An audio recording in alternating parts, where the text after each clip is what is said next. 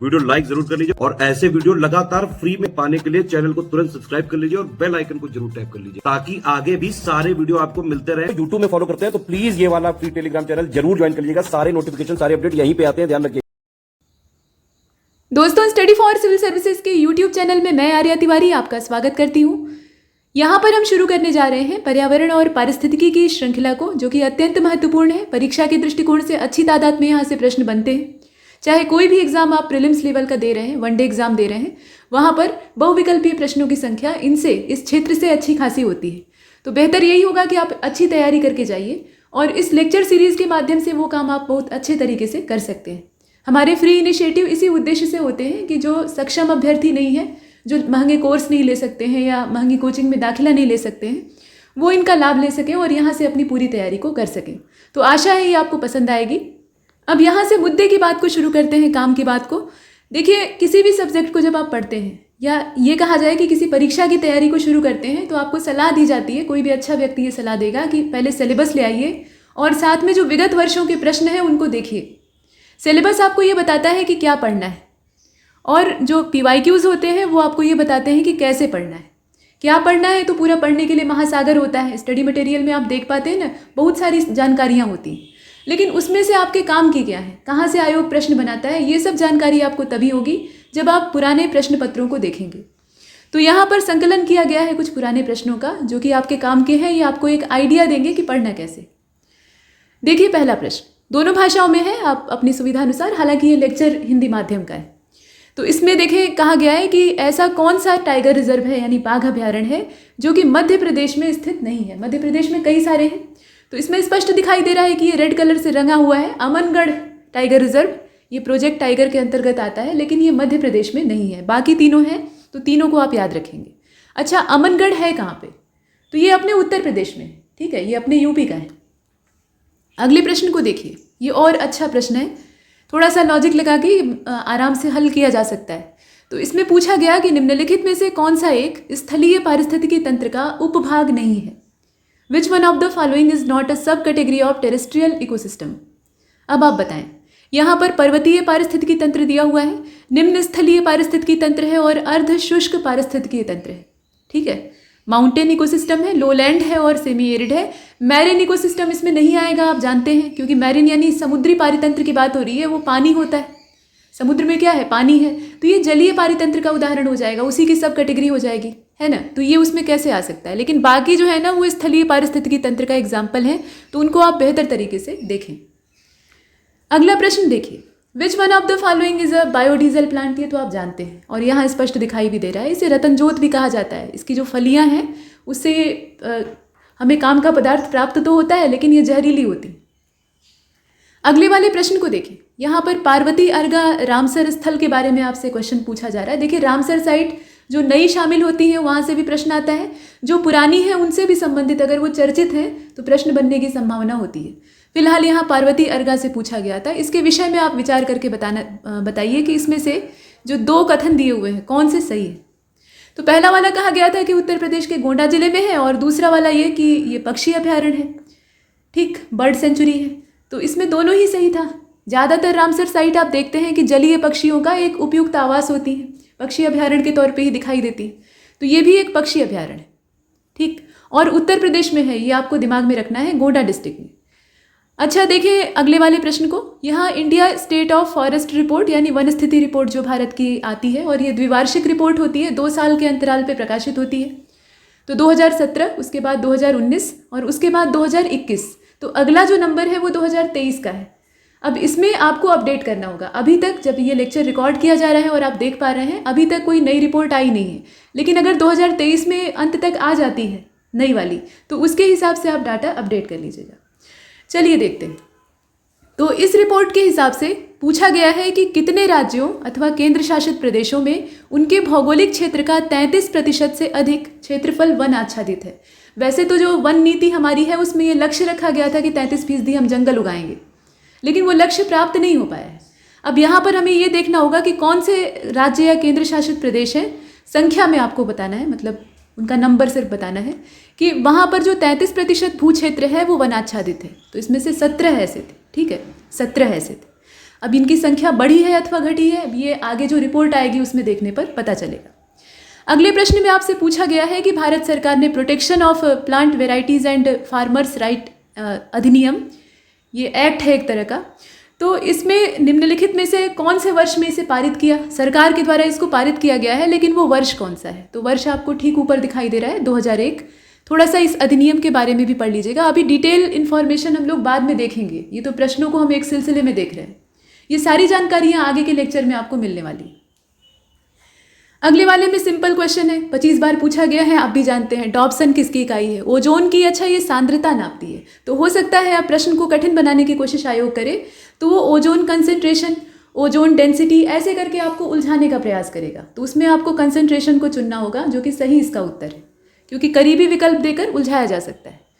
अगले प्रश्न में पूछा गया कि नाइट्रोजन को पौधे किस रूप में प्राप्त करते हैं? पौधों के लिए ये अनिवार्य घटक होता है। जहाँ मिट्टी में नाइट्रोजन की कमी होती है, वो पौधे अपनी नाइट्रोजन की कमी को पूरा करने के लिए मांसभक्षी बन जाते हैं, कीड़ों को खाना शुरू कर देते हैं, तो ये आवश्यक है। और नाइट्रेट के रूप में पौधे नाइट्रोजन को प्राप्त करते हैं। आगे के लेक्चर में जब हम बायोजियोकेमिकल साइकिल्स को पढ़ेंगे, यानी जैव भू रासायनिक चक्र जो होते हैं, तो उसमें हम नाइट्रोजन साइकिल को देखेंगे और उसमें ये चीज़ बखूबी आपको दिखाई देगी। अगले प्रश्न में आपसे पूछा जा रहा है कि which one of the following tree is not found in Mediterranean forest? भूमध्य सागरीय जो वन होते हैं वहाँ पर कौन सा वृक्ष नहीं पाया जाता है? तो वहाँ पर सागौन आपको मिल जाएगा। और यहाँ पर उत्तर में तनिक संशोधन कर लीजिएगा। जैतून तो पाया ही जाता है, चेस्टनट भी पाया जाता है, ओक भी पाया जाता है, बहुतायत या कम मात्रा में उससे फर्क नहीं पड़ता। लेकिन टीक का वृक्ष जो है, ये अगर प्राकृतिक तौर पे देखा जाए तो मानसूनी वनों में पाया जाता है। इसकी जो प्राकृतिक अवस्थिति है वो भूमध्य सागरीय वनों में नहीं बल्कि मानसूनी वनों में है, तो इसका जो सही जवाब है वो ए होगा। आगे बढ़ते हैं और अगले प्रश्न को देखते हैं। यहाँ देखें, कौन सा मैंग्रोव क्षेत्र गोदावरी नदी के डेल्टा पे है? तो इसमें स्पष्ट दिखाई दे रहा है कोरिंगा। वैसे जितने भी मैंग्रोव हैं उनका आता पता आपको होना चाहिए। अगले प्रश्न में कहा गया कि which one of the following Ramsar wetland sites in situated in, यहाँ पे इज होना चाहिए, is situated in any state of India. ठीक, निम्नलिखित में से कौन सा रामसर आर्द्रभूमि स्थल भारत के किसी राज्य में स्थित है? राज्य में स्थित है, ठीक है, केंद्र शासित प्रदेश नहीं कह रहा है। तो इसमें अगर आप ध्यानपूर्वक देखें तो सही जवाब इसका यहाँ दिया हुआ है, पॉइंट कैलीमेरे वन्यजीव अभ्यारण्य और पक्षी अभ्यारण्य। बाकी जो है वो केंद्र शासित प्रदेशों में है, लेकिन एकमात्र पॉइंट कैलीमेरे ऐसा है जो कि तमिलनाडु राज्य में पड़ता है, तो ये राज्य में स्थित है। यहाँ शब्दों पर आपको विशेष गौर करना है, राज्य कह रहा है या फिर यूनियन टेरिटरी कह रहा है, इसमें से क्या पूछा गया है ये आपको ध्यानपूर्वक देखना है। अगले प्रश्न को देखिए, यहाँ पर घटती उत्पादकता के क्रम में आपको व्यवस्थित करना था, कौन सा पारितंत्र सही इसमें सिस्टमेटिक तरीके से अरेंज किया गया है। तो इसमें से सी वाले विकल्प को चुना गया। मतलब ये आपको करना होगा कि जिसकी उत्पादकता सबसे ज़्यादा है, जिसकी प्रोडक्टिविटी सबसे हाई है, उसको पहले रखेंगे, भले ही वो छोटा क्षेत्र हो या कम पाया जाता हो, उससे फ़र्क नहीं पड़ता। और जिसकी उत्पादकता सबसे कम है उसको सबसे पीछे रखेंगे। तो ये अवरोही क्रम रहेगा। और इसमें आप देख पा रहे हैं कि मैंग्रोव को पहले रखा गया। मैंग्रोव बहुत ज़्यादा नहीं है, इनकी तादाद सीमित है, लेकिन जितने भी हैं उनकी उत्पादकता चरम सीमा पर होती है। उसके बाद सबसे ज़्यादा उत्पादक होते हैं ग्रासलैंड यानी घास के मैदान, फिर झील और सागर होते हैं एक क्रम से। समुद्र की उत्पादकता इन सभी की तुलना में सबसे कम है। प्रश्न संख्या 38 को देखते हैं। यहाँ देखें, और 38 की जगह यहाँ 41 दिखाई दे रहा है, तो नंबर से नहीं जाते हैं। देखिए इसे, जीवाश्म ईंधन के बाद भारत वर्ष की ऊर्जा की आवश्यकताओं को पूरा करने के लिए दूसरा सबसे महत्वपूर्ण स्रोत क्या है? देखिए, जीवाश्म ईंधन यानी जो फॉसिल फ्यूल होता है उसको हम अपनी ऊर्जा की आवश्यकताओं को पूर्ण करने के लिए अभी भी महत्वपूर्ण साधन के तौर पे इस्तेमाल कर रहे हैं। और ये बात बहुत अच्छी नहीं है, क्योंकि ये सीमित भंडार वाला है और इसका नवीकरण भी नहीं हो सकता है। अक्षय ऊर्जा का स्रोत ये है नहीं। तो जब खत्म होगा तो इसकी जो खत्म होने से आने वाली दिक्कतें हैं उनका सामना करना पड़ेगा। तो वैकल्पिक ऊर्जा की बात की जाती है, लेकिन यहाँ पर अभी भारत जो है वो निर्भर है जीवाश्म ईंधन पे। लेकिन दूसरा सबसे बड़ा महत्वपूर्ण स्रोत हमारा क्या है? तो आप जानते हैं कि पानी से बिजली हम बनाते हैं और वो जल विद्युत ऊर्जा जो है वो हमारे लिए काफ़ी काम की होती है। तो हाइड्रो पावर आप यहाँ चुन सकते हैं। अगले प्रश्न को देखिए, यहाँ पर कहा गया कि नदी का जल प्रदूषण, नदी के जल का प्रदूषण असल में कैसे नापा जाता है? तो उसके लिए फिर बीओडी की जांच की जाती है। और यहाँ आप पानी में घुली हुई ऑक्सीजन की मात्रा को ही चेक करते हैं। पानी में कितनी मात्रा में ऑक्सीजन घुलित है, इसके आधार पर यह तय होता है कि अंदर रहने वाले जो जलीय जीव हैं वो कैसी अवस्था में रहेंगे, पाए जाएंगे अथवा नहीं। ठीक, अगले प्रश्न में कहा गया कि हाइड्रोजन सल्फाइड प्रदूषक है। पहली चीज़, हाइड्रोजन सल्फाइड जो है वो एक गैस है। ठीक है, गैसीय अवस्था में पाया जाता है और ये एक प्रदूषक है, इसमें कोई संदेह नहीं है। लेकिन ये प्राप्त कहाँ से होता है? प्रदूषक जो है वो किसी प्रदूषण करने वाले पदार्थ से निकलेगा। तो यहाँ जो प्रदूषण करने वाला पदार्थ है वो असल में सड़ती हुई वनस्पतियाँ होती हैं या फिर पशु पदार्थ होते हैं। अब यहाँ पर आपको लिस्ट मिलान करना था, ठीक है, लिस्ट मिलान करना था और इसे आप ध्यान से देखिएगा। इसमें भारतवर्ष में अधिनियमों के नाम दिए हुए हैं, भारत सरकार के द्वारा जो अधिनियम समय समय पर लाए गए हैं और उनका स्थापित होने का या लागू होने का जो वर्ष है वो साथ में दिया हुआ है। लिस्ट वाले प्रश्न आयोग बहुत तेज पूछता है और इसमें जो क्रम है वो पहले से व्यवस्थित है, इसलिए हमें ज़्यादा मेहनत करने की आवश्यकता नहीं है। लेकिन ये अलग अलग भी पूछा जा सकता है, इसलिए सतर्क रहें। तो फॉरेस्ट कंजर्वेशन एक्ट यानी वन संरक्षण अधिनियम जो है ये 1980 का है। पर्यावरण संरक्षण अधिनियम जो है ये 1986 का है। जल प्रदूषण नियंत्रण अधिनियम जो है ये 1974 का है और 1981 का है वायु प्रदूषण एवं नियंत्रण अधिनियम। तो इसे हमने एक क्रम से मिला लिया था। आगे चलते। अगले प्रश्न में आपसे पूछा गया कौन सा मिसमैच है यानी सुमेलित नहीं है। तो प्राथमिक ऊर्जा का स्रोत ज्वारीय शक्ति नहीं होती है। ज्वारीय शक्ति से हम प्राथमिक स्तर पर ऊर्जा नहीं प्राप्त करते हैं, बाकी जो दिया है वो सही है। कॉमर्शियल एनर्जी जो है वो हमें ऑयल और गैस यानी तेल और गैस से प्राप्त होती है।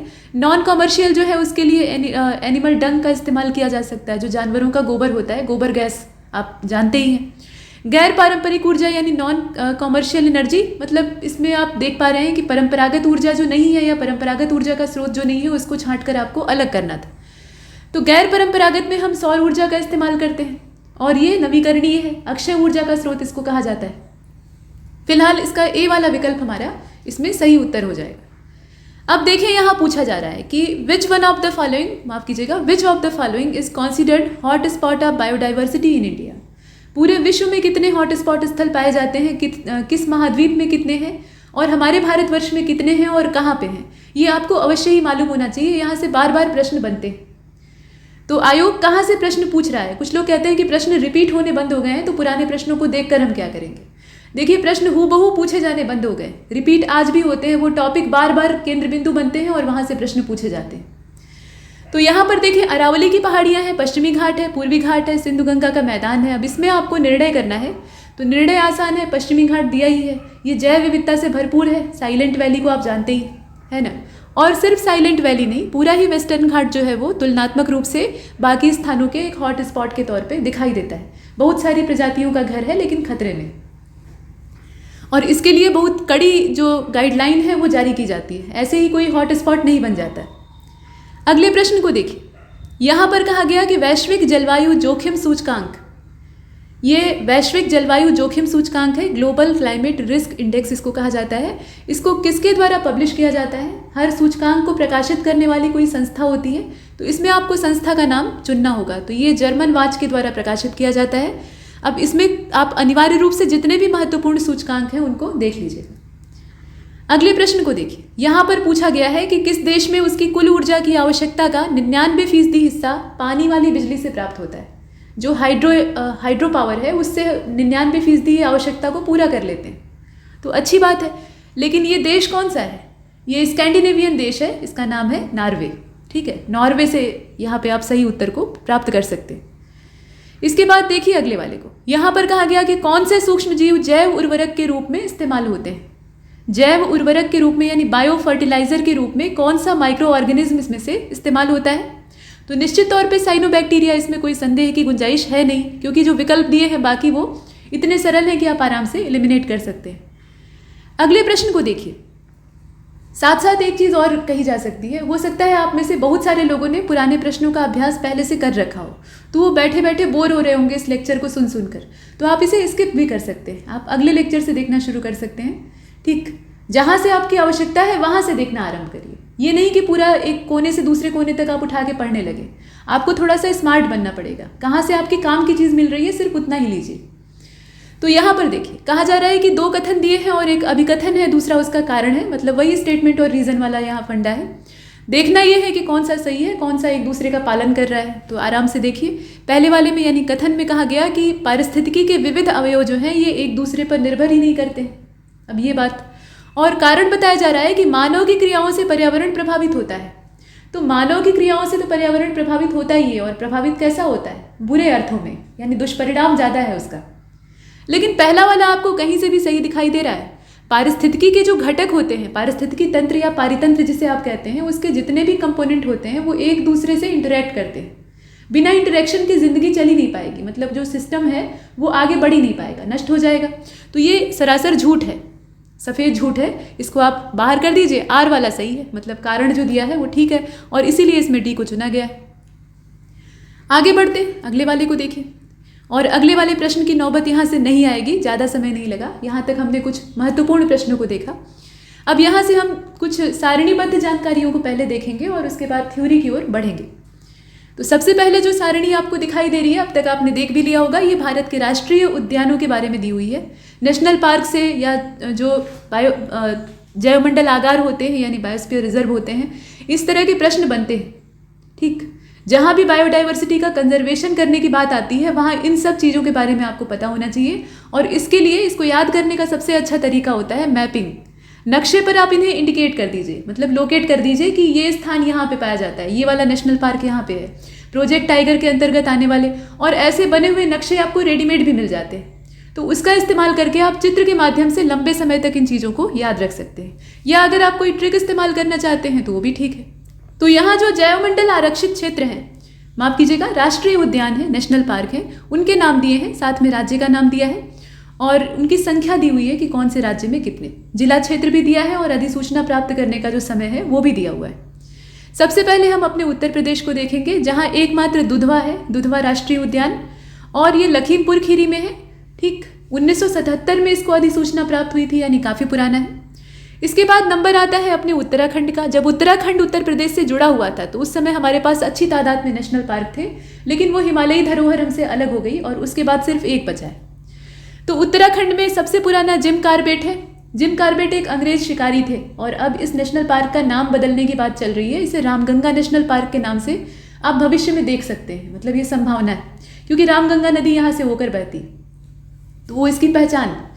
फिलहाल कार्बेट राष्ट्रीय उद्यान ये सबसे पुराना है और ये पौड़ी गढ़वाल नैनीताल पूरा फैला हुआ है, 1936 का है। पहले इसका नाम हैली नेशनल पार्क था, बाद में कार्बेट किया गया और अब संभावना है कि रामगंगा हो जाए। इसके बाद गंगोत्री है, उत्तरकाशी जिले में है, 1989 का है। गोविंद ये उत्तरकाशी में है, 1990 का है। नंदा देवी जो है ये चमोली में पड़ता है, ध्यान से देखिए, 1982 का है, ये पुराना है। राजा जी चक्रवर्ती राजगोपालाचारी के नाम पे, उनको प्रेम से राजा जी बुलाया जाता था, तो उन्हीं के नाम पे इसका पार्क का नाम रखा गया है, राजा जी नेशनल पार्क। इसका जो विस्तार है ना, वो देहरादून, पौड़ी गढ़वाल और हरिद्वार इन जिलों में फैला हुआ है, काफ़ी ज़्यादा विस्तृत है और ये 1983 का है। ठीक, समय आप देख लीजिए। इसके बाद है फूलों की घाटी राष्ट्रीय उद्यान और ये चमोली में पड़ता है, 1982 का है। ऐसे करके हम उत्तराखंड के 6 नेशनल पार्कों को देख पा रहे थे। बिहार में भी सिर्फ एक ही है, और बिहार में कौन सा है, तो ये वाल्मीकि है। ठीक है, वाल्मीकि राष्ट्रीय उद्यान ये पश्चिमी चंपारण जिले में पड़ता है, 1989 का है। इसके बाद आंध्र प्रदेश है और आंध्र प्रदेश में पहले तो है पापीकोंडा, नाम अच्छा है, याद हो जाएगा, और ये पूर्वी गोदावरी जिले और पश्चिमी गोदावरी जिले में फैला हुआ है। 2008 में इसको अधिसूचना प्राप्त होती है। राजीव गांधी रामेश्वरम भी इसको कहा जाता है, मतलब दोनों नाम आपको पता होने चाहिए। ये कुडप्पा में पड़ता है आंध्र प्रदेश में और 2005 में इसको अधिसूचना प्राप्त होती है। श्री वेंकटेश्वर राष्ट्रीय उद्यान जो है ये चित्तूर और कुडप्पा दोनों में फैला हुआ है, इसका विस्तार थोड़ा ज़्यादा है और ये 1989 का है, अधिसूचना प्राप्त करने का समय दिया हुआ है। इसके बाद हम देखेंगे पूर्वोत्तर के राज्य अरुणाचल को, सबसे पूर्वी छोर भारत का, और यहाँ पे मॉलिंग नेशनल पार्क है जो कि ऊपरी सियांग में दिखाई देता है हमें, और ये समय इसका अधिसूचना प्राप्त करने का है 1986 का। इसके बाद नामदफा है, उड़ने वाली गिलहरी के लिए फेमस है, मतलब गिलहरी के पंख नहीं होते हैं लेकिन वो बहुत लंबी छलांग लेती है और अपनी पूंछ को पैराशूट की तरह से इस्तेमाल करती है और ऐसा लगता है कि वो उड़ रही है। तो नामदफा राष्ट्रीय उद्यान ये चांगलांग में पड़ता है और 1983 का ये अधिसूचित है। बुरी निगाह चाइना की अरुणाचल पे हमेशा से रही है। इसके बाद आप देख रहे हैं असम को, तो असम में कई सारे हैं और यहाँ आप देखें, सबसे पहले है डिब्रू सखुआ। डिब्रू सखुआ राष्ट्रीय उद्यान जो है ये दरंग और सोनितपुर लिखा हुआ है, इसका पुराना नाम शोणितपुर था और यहाँ पर कुछ विशिष्ट जातियों का निवास स्थान था। उन्हें लोग असुर कहा करते थे लेकिन उनकी एक अपनी पहचान थी, अपनी संस्कृति थी। तो यहाँ पर शोणितपुर और दरंग जिलों में ये स्थित है, विस्तार इसका है और ये 1999 का अधिसूचित है, अधिसूचना प्राप्त है। इसके बाद एक सींग वाले गैंडे के लिए प्रसिद्ध है काजीरंगा। ऐसा नहीं है कि सिर्फ गैंडे ही यहाँ पाए जाते हैं, यहाँ हाथी भी पाए जाते हैं और भी बहुत तरह की दुर्लभ प्रजातियों के दर्शन आपको हो सकते हैं। और ये बाढ़ के बड़े संकट का हमेशा ही सामना करता है। तो काजीरंगा राष्ट्रीय उद्यान ये गोलाघाट, नगांव और शोणितपुर में फैला हुआ है। विस्तार इसका अच्छा खासा है और ये बहुत पुराना भी है, 1974 का है। मतलब हैली नेशनल पार्क जितना पुराना नहीं है, लेकिन हाँ पुराना है। इसके बाद नंबर आता है आपके मानस का। ठीक है, तो मानस राष्ट्रीय उद्यान ये बरपेटा और बंगाई गांव में, या बोंगाई गांव इसको कहा जाता है, जैसा आप प्रोनाउंस करें, तो बोंगाई गांव में फैला हुआ है। और समय इसका अधिसूचना प्राप्त करने का जो है वो 1990 का है। नामेरी को देख लेते हैं, ये शोणितपुर में है पूरा का पूरा और 1998 का है। और राजीव गांधी, जिसको कि हम ओरंग नेशनल पार्क कहते हैं, ये दरंग और शोणितपुर दोनों में आपको दिख सकता है। मतलब इसका विस्तार जो है वो 2 जिलों में है और ये 1999 का अधिसूचित है। इसके बाद आप देखिए कुछ नए जुड़े हैं, जैसे कि रायमोना और दिहांग पटकई, ये बाद में जुड़े थे। बाद में का मतलब है 2021 में इन्हें अधिसूचना प्राप्त होती है और इन्हें आप ध्यानपूर्वक देखें। तो ये आप देखें, रायमोना राष्ट्रीय उद्यान, उस समय सिविल सेवा परीक्षा का जो प्रीलिम्स एग्जाम था वो टाल दिया गया था कोरोना महामारी के चलते, तो वो अक्टूबर में होने वाला था। तो लोग जी जान से इन दोनों नेशनल पार्कों को रटने में लगे हुए थे कि भाई ये नए अधिसूचित हुए हैं तो ये तुरंत आएंगे वहाँ पे। लेकिन आयोग क्या देता है, वो आयोग की मर्जी होती है, चाहे वो कोई भी आयोग हो। अब यहाँ रायमोना को आप देखें तो रायमोना राष्ट्रीय उद्यान ये असम का 6वां राष्ट्रीय उद्यान है, ध्यान से देखिएगा। और भारत का अगर देखा जाए तो ये 105वां राष्ट्रीय उद्यान। जून 2021 में इसको अधिसूचना प्राप्त होती है और ये कोंकराझार में पड़ता है। यहाँ आप एक एक चीज़ को ध्यान से देखिएगा। और डिब्रूगढ़ और तिनसुकिया डिस्ट्रिक्ट में फैला हुआ है आपका दिहांग पटकई। और ये जो राष्ट्रीय उद्यान है ये असम का 7वां राष्ट्रीय उद्यान है और भारत का ये 106वें नंबर का नेशनल पार्क यानी राष्ट्रीय उद्यान है। अधिसूचना का समय वही समान है दोनों का। इसे आपने देखा, ये नए जुड़े। उसके बाद अब चलते हैं छत्तीसगढ़ की ओर। पहले ये मध्य प्रदेश का हिस्सा था, अभी अलग हो गया, अलग हुए भी काफ़ी समय हुआ। तो गुरु घासीदास संजय राष्ट्रीय उद्यान ये सरगुजा और कोरिया डिस्ट्रिक्ट को कवर करता है और इसका जो समय है अधिसूचना प्राप्त करने का वो 1981 का है। ठीक है, 1981 का है। इंद्रावती कुटरू राष्ट्रीय उद्यान ये दंतेवाड़ा में पड़ता है, 1982 का है। कांगेर वैली जो है ये बस्तर में पड़ता है, ध्यान से देखिएगा। कांगेर वैली जो है ये बस्तर में पड़ता है और ये 1982 का है। इसके बाद अब गोवा में चलते हैं, छोटा सा राज्य है। और मोल्लेम राष्ट्रीय उद्यान यहाँ आपको मिलेगा उत्तरी गोवा में, गोवा का जो उत्तरी हिस्सा है। ये 1992 में अधिसूचना प्राप्त कर चुका है। इसके बाद अब आ जाइए गुजरात की ओर। सबसे पहले वेलावदार नेशनल पार्क है, जिसे कि ब्लैक बक नेशनल पार्क भी कहा जाता है और ये भावनगर डिस्ट्रिक्ट में पड़ता है। 1976 में इसको अधिसूचना प्राप्त हुई थी, ये भी काफ़ी ज़्यादा पुराना है। इसके बाद गिर नेशनल पार्क को तो आप जानते ही हैं, एशियाटिक लायन यहीं पर पाए जाते हैं। ठीक है, शोभा है इस राष्ट्रीय उद्यान की, लेकिन ये आए दिन विभिन्न बीमारियों का और कठिनाइयों का सामना करता है। जो सिंह वहाँ के हैं उन्हें जब जनसंख्या उनकी अधिक हो जाए और उसके बाद खाने के लिए पर्याप्त मात्रा में न मिले तो वो गाँव की ओर भी पलायन करने लगते हैं और वहाँ मवेशियों और ग्रामीणों को तंग करते हैं, तो उसका उल्टा एक्शन भी होता है। तो यहाँ पर्याप्त संरक्षण पर ध्यान देने की आवश्यकता है। इसके अलावा डिस्टेम्पर वायरस जैसे जो खतरे हैं वो भी यहाँ पर आए दिन मंडराते रहते हैं। तो गिर नेशनल पार्क जो है ये तलाला गुजरात में पड़ता है और ये काफ़ी ज़्यादा पुराना है, 1975 में इसको अधिसूचना प्राप्त हुई थी। इसके बाद समुद्री राष्ट्रीय उद्यान को आप देख रहे हैं, ये कच्छ की घाटी में पड़ता है, कच्छ की खाड़ी उसको कहा जाता है। ठीक है, नमकीन रेगिस्तान और दलदली क्षेत्र। तो ये जामनगर डिस्ट्रिक्ट में है। अगर जिलेवार हम देखें, गुजरात का जामनगर जिला है, 1982 में इसको अधिसूचना प्राप्त हुई थी। और उसके बाद आप बासुंदा को देख रहे हैं, ये राष्ट्रीय उद्यान जो है ये नवसारी में है। ठीक है, इसकी लोकेशन कहाँ पे है, नवसारी में है और ये 1979 में यानी 1979 में अधिसूचित होता है। इसके बाद हम अगले जिले की ओर बढ़ते हैं, माफ कीजिएगा अगले प्रदेश की ओर बढ़ते हैं, जिसका कि जिला है यमुनानगर, हरियाणा राज्य है ये।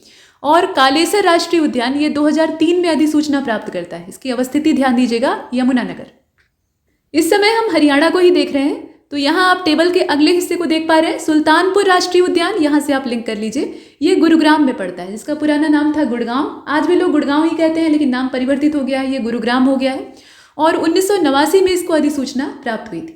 इसके बाद अब नंबर आता है हिमाचल प्रदेश का। बहुत बड़ा राज्य तो नहीं है, लेकिन हिमालयी अंचल में मौजूद है, हिमाचल नाम ही है इसका।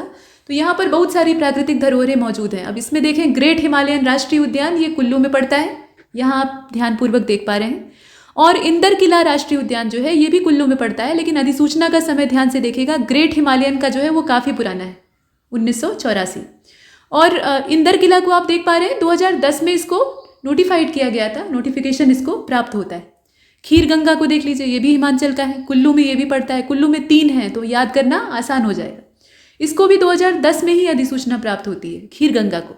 इसके बाद आप ये पिन वैली को देख पा रहे हैं, लाहौल और स्पीति में ये फैला हुआ है और 1987 में इसको अधिसूचना प्राप्त होती है। इसके बाद कर्नल शेरगंज सिंबलवाड़ा को आप देख रहे हैं, ये सिरमौरी में है और 2010 में इसको अधिसूचना प्राप्त होती है। बिहार को हमने देख लिया था, बिहार का ही एक टुकड़ा झारखंड के रूप में अलग हुआ खनिज संपदाओं के साथ। तो यहाँ पर जो नेशनल पार्क है ये भी काफ़ी पुराना है, पहले ये बिहार राज्य में था, बाद में झारखंड में आ गया बेतला। ठीक है, बेतला राष्ट्रीय उद्यान या बेतला नेशनल पार्क ये लातेहार में पड़ता है, इसकी अवस्थिति आपको मालूम होनी चाहिए। इसके बाद कर्नाटक को देखते हैं, तो कर्नाटक में है अंशी, कई सारे हैं। अंशी जो है ये कहाँ पे है, ये उत्तर कन्नड़ में पड़ेगा। इसको अगर आपको देखना है, यहाँ जाना है तो आप उत्तर कन्नड़ में जाइए, 1987 का है। बांदीपुर जो है ये मैसूर और चामराजनगर दोनों में फैला हुआ है, ये 1974 का है।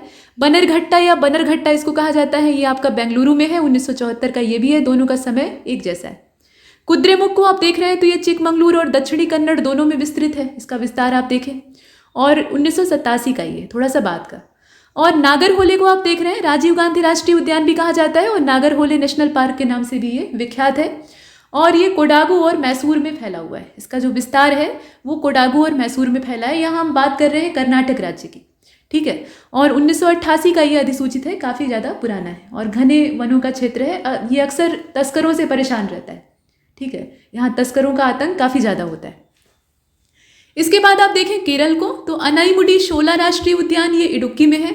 एरविकुलम जो है ये भी इडुक्की में है, लेकिन अधिसूचना का समय ध्यान से देखिएगा तो इडुक्की वाला जो है ये अनाईमुडी या अनामुडी आप कह लीजिए, ये 2003 में अधिसूचना प्राप्त करता है और एरविकुलम जो है ये आपका 1978 का है, काफ़ी ज़्यादा पुराना है, ठीक है, सबसे पुराना है इसमें, मतलब केरल के मामले में। इसके बाद मथिकेतन शोला है, ये जो राष्ट्रीय उद्यान है, देखिए शोला जो है ये वनों का प्रकार होता है, तो वनों के प्रकार से यहाँ पर संबोधन जुड़ गया है। तो मथिकेतन सोला ये आप देखें, ये इडुक्की में पड़ता है, इडुक्की जिला ही है इसका, और 2003 में इसको अधिसूचना प्राप्त होती है। इसके बाद आपका पंपादुम है, पंपादम इसको कहा जाता है, पंपादुम भी कहा जाता है। पंपादुम शोला राष्ट्रीय उद्यान ये भी इडुक्की में है और पेरियार राष्ट्रीय उद्यान जो है ये भी इडुक्की, और यहाँ आप देख पा रहे हैं इडुक्की में है और क्विलोन में भी थोड़ा सा फैला हुआ है, मतलब विस्तार जो है वो 2 अलग अलग जिलों में आपको दिख पा रहा है। और 2003 का आपका ये मथिकेतन है और पंपादुम जो है ये भी 2003 का है, लेकिन पेरियार जो है ये काफ़ी ज़्यादा पुराना है, ये 1982 का है। ध्यान दीजिएगा, इसमें पुराना नया करके भी पूछा जाता है कि इसमें सबसे ज़्यादा प्राचीन कौन है, सबसे ज़्यादा नवीन कौन। साइलेंट वैली नेशनल पार्क ये जैव विविधता के मामले में प्रचुर है, संपूर्ण है अपने आप में। तो ये पलक्कड़, तो साइलेंट वैली नेशनल पार्क आपका पलक्कड़ में पड़ता है, पलक्कड़ इसका क्षेत्र है और 1984 में इसे अधिसूचित किया गया था। यहाँ तक हमने कुछ नेशनल पार्कों को देखा और कुछ प्रदेशों को देखा, अभी पिक्चर बाकी है इसके बाद, तो हमारे साथ जुड़े रहिए। आगे की सीरीज़ के जितने भी वीडियोज़ आपको मिलेंगे वो आपको लगातार दिखाई देते रहेंगे। उसके लिए चैनल को सब्सक्राइब और जो नोटिफिकेशन है उसको चालू कर लीजिएगा ताकि आपको सूचना प्राप्त होती रहे। आगे हम देखेंगे मध्य प्रदेश को। मध्य प्रदेश जो है वो नेशनल पार्कों के मामले में काफ़ी ज़्यादा समृद्ध है, सबसे ज़्यादा संख्या में वहीं पर पाए जाते हैं, ये भी आप जानते हैं।